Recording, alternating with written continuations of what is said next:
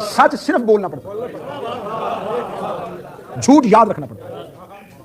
और जब रवायतें दरबारों में बैठ के लिखी जा रही थी तो जहन में नहीं आया कि शायद 2025 में ऐसे दिमाग भी पैदा हो जाएं जो कैलकुलेशन निकाल लें और रवायत को झूठा साबित कर दें।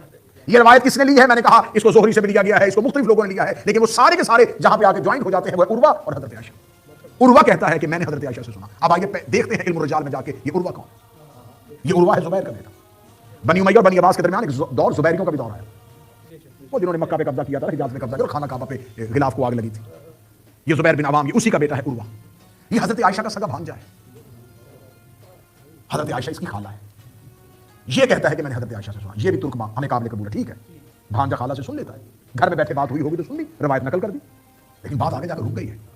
मैं वीडियो कैमरे की मौजूदगी में बयान कर रहा हूं, क्योंकि हजरत आयशा ने ये पूरा वाकया जो बताया है ये बेइज्जत पैगंबर का है। और खुद इन्होंने अपनी किताबों में आगे जाकर लिख दिया था कि हजरत आयशा की जब शादी हुई तो उम्र मुबारक 9 साल थी।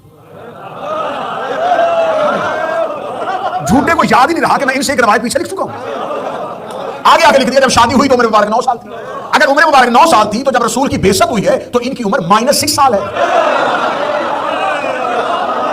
बहुत अच्छी बात की बात।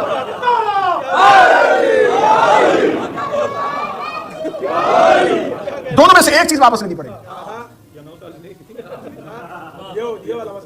ये हम उम्दा तरीके से पैगाम पहुंचा रहे हैं कि अगर आपने ये रवायत ली है तो ये किस तरीके से आपने उनसे ले ली। वो कैसे कह सकती हैं कि वो गार हिरा से जब वापस पलटे, जबकि वो दुनिया में अभी आने में 6 साल बाकी।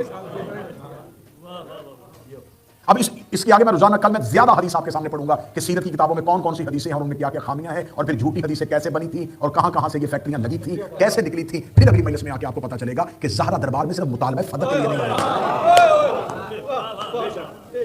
सैयदा की तहरीक बहुत बड़ी थी।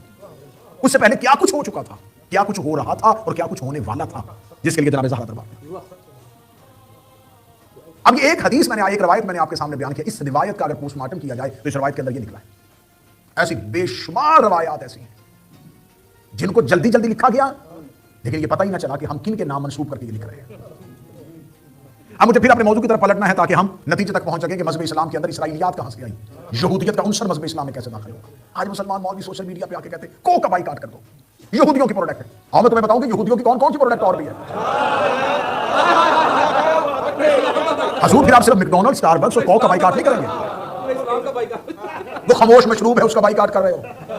आओ मैं तुम्हें कुछ बोलते हुए ऐसे दिखाऊं जो तुम्हारे मजहब के अंदर से बोल रहे हो और वो यहूदियत की पैदावार है। यहूदियों ने प्लान किया, यहूदियों ने भेजा और वो मजहब इस्लाम के अंदर आए।